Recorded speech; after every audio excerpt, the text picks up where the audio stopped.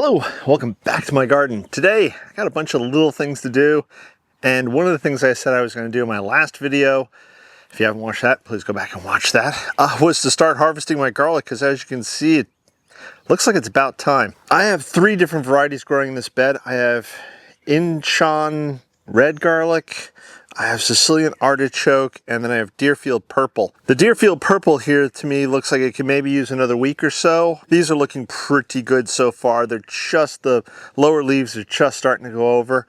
So like I said, another week maybe. We'll see how that works out. These guys definitely look like they're toast, so we're gonna start pulling them. The first variety I'm gonna pull is the Incheon. Now these didn't get all that big, so I have no idea what it's gonna look like.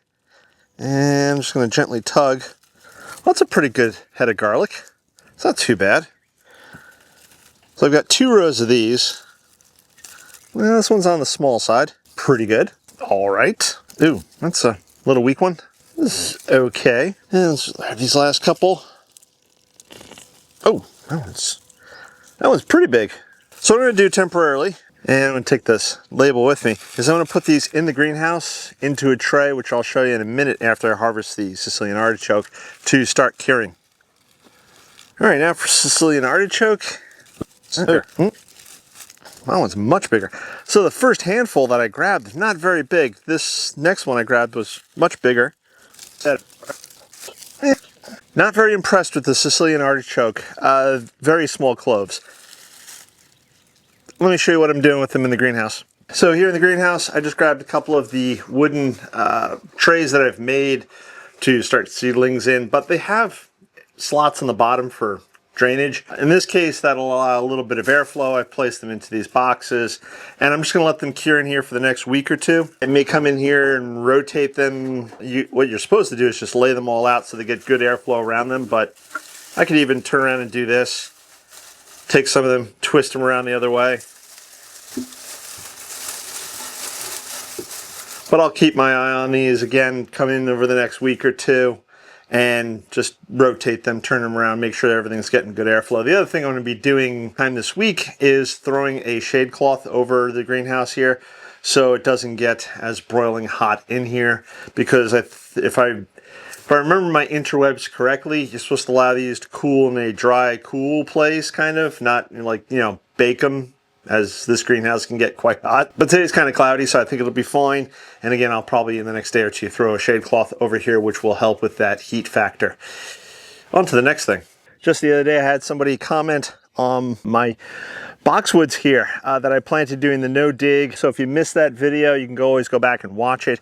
But basically, I cut the grass down as short as possible. I laid cardboard on top of that, and then I put about 6 to 8 inches of compost on top of that, and then topped it with mulch. And then I planted a series of small boxwoods into it. Over the winter, for whatever reason, I don't know why, but 3 out of the 5 boxwoods that I had died. Here's one little one. I mean, it had a pretty extensive root system. You guys probably aren't going to see that, but that's dead. Thankfully, I do have a couple of other cuttings that I had taken that have grown on, and they've gotten pretty big.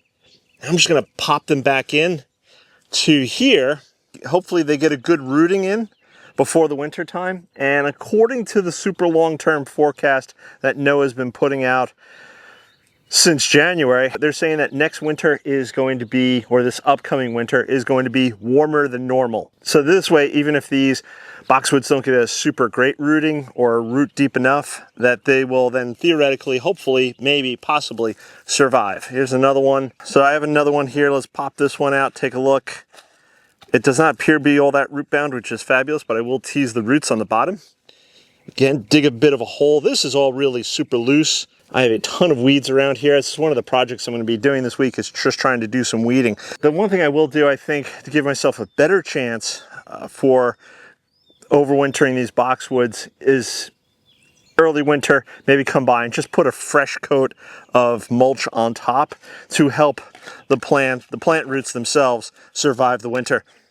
I still have one more that I need to replace. Unfortunately, I don't have a cutting that's big enough yet. But overall, this space has done well other than being weedy. It is quite unsightly at the moment because weeds have been getting into it. The concrete moldings that I've done in the front, I'm going to wrap around and bring out along here.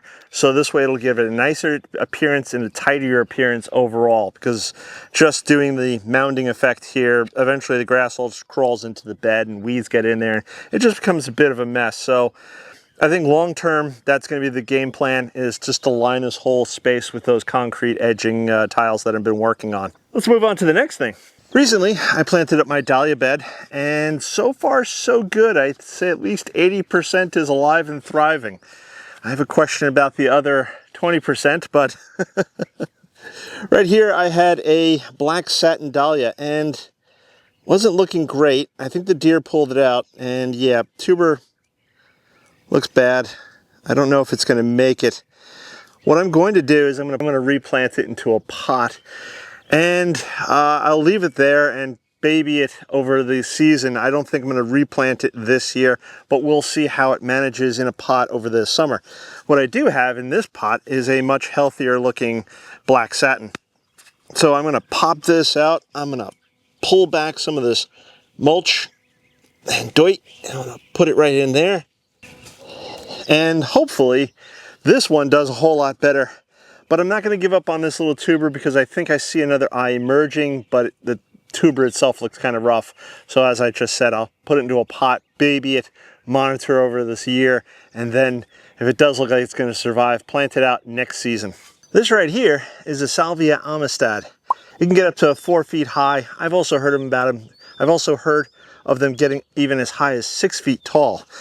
So I was going to plant it where you see that rebar stake, but unfortunately right now that seems to be an ant nest. So I'm not going to plant this today, but I am going to plant it where that rebar stake is sometime this week. That's the plan. This is a great looking plant. The next thing I'm going to do is replace this bit of landscaping timber with some concrete edging, which is something I've been wanting to do for a while. Now the first thing I'm going to do is dig a bit of a hole here at the end corner, because I have to put my pillar in. Now this is not a how-to, this is how I'm doing it. Professionals would come in, they'd dig a 1 foot wide trench, they'd put in 3 inches of gravel or 2 to 3 inches of gravel, and then they put the edging in and they cement everything in place. It's not what I'm doing, it's not why, and it's not how I want to do it. The edging that I'm putting in is this rope top edging. I've done this before on the other side, and I'll show you what it looks like when we're done here. I made this edging from concrete molds, and I'll talk more about that in the future. If you were so brave and daring, you too could do this yourself. It's cheaper for me because of the size of the flower garden, which is 60 by 90, to make my own edging versus buying something here in the United States, which is going to cost me approximately $30 a piece, and that doesn't even include shipping and handling. So I'm going to quit prattling, and the next thing I'm going to do is just clear out some of this and dry fit it. That looks pretty good. Pretty even and level. I'm not going to get out here with a level. As long as it looks pretty level with my eyeball. Let me finish this row up. 1 eternity later. Okay, now we're done. Now that I'm looking at it, it's not quite perfectly straight, but I think it's good enough for now. And if I'm ever bored at some point in the future, because I didn't set these in concrete, I can always pull them up, readjust, trim back a little here or there in either the walkway or the bed, and then reset them. I think it looks really nice. This is the original section that I did, and I think I showed that to you guys in a video at some point in the past. This is a new section here. And I will do a follow-on video about making these ups and downs, costs, etc. at some point in the future. Only 8,762 more to go. No problem. On to the next project. Okay, so recently I did a tour of my back deck here, showed you many of the plants, what's growing, what's not growing, what's succeeding, and what's not succeeding, like this spoon tomato plant. So what we're going to do is we're going to remove it. And the reason we're going to remove it is two. One, I have other much healthier spoon tomatoes over in the vegetable garden. And two, we're going to plant something else in this pot. Now, because the tomato was in here and it was growing and it was putting on fruit, yet quite sickly, I think what I'm going to do is take out some of this potting soil, and then we'll plant in our new plant with fresh potting soil. And the next thing we're going to plant in here is a penstemon, flock of flamingos. This, along with the Salvia amistad, I picked up from Select Seeds, not sponsored. Selectseeds.com. They were doing a end of season sale. I got both these plants for a very good price. That looks good. And I'll put the tag back. Now, the tag here says the plant gets about 3 foot high and 2 foot wide, so I think this pot will do nicely. Now, I could plant this theoretically out in the flower garden, but of course, as always, I'm worried about deer. Now, I do have some penstemon out there, and they do get munched on or nibbled on occasionally by deer, so I don't know if I want to take the chance. So here it is. I think it'll look nice. Hopefully it survives. Hopefully I don't kill it. Our sunflowers are looking good, coming along. We're going to let them get a little bigger before we start planting them out in the ground, and hopefully nothing eats those sunflowers. If you wanted an update as to what I replanted in the ground for the 3rd time, something came along and ate them. I'm currently conducting an experiment that I'm not going to show you now. Well, it probably won't work, so I won't show you when it fails. But if it does succeed, I'll show you what I did. But in the meantime, if you haven't gone over to shop.epicgardening.com, today, I believe, is the last day for their Memorial Day sale, so you guys can go over there, save up to 50% off on a bunch of stuff. If you were ever thinking about getting a birdie's bed, I believe they're up to 30% off, and if you use my code GROWING, you could save yourself an additional 5% off, so that'd be a total of 35% off, depending upon what you're buying. If you're buying something that's 50% off, that would be 55% off. As I said, I think the birdie's beds are around 30% off. If you do use my code GROWING, got to tell you guys, I do make a small commission on that at no cost to you guys. So 0 cost to you guys, but I do make a small commission, so it's a good way of showing your support for the channel. Go over there, pick yourself something up. Last day to save on the Memorial Day sale, so don't waste your time. Don't waste any time. Get over there, go grab some stuff, and that's all I got to say about that. We got a bunch of good stuff planted out today. Here's that Salvia amistad. I'm going to leave it here on the potting bench for just a few more days until that ant nest is taken back, hopefully removed, and then I'll plant that over there. Hopefully it survives and thrives this year. I've seen lots of pictures of Salvia amistad. I've seen it on television. I've seen it in YouTube videos. It looks like an awesome plant. I really want it to grow in this garden. If it takes this year and it grows large enough, I'll try to take some cuttings from it. Hopefully I'll have better luck overwintering them than I did last year. I tried overwintering some last year, no good. But I will try for this year. We will see. Allegedly in this zone 8B, 8A, I apologize, in zone 8A, the Salvia amistad is a perennial, theoretically, maybe, we will see. It all depends upon what Mother Nature decides to throw at us.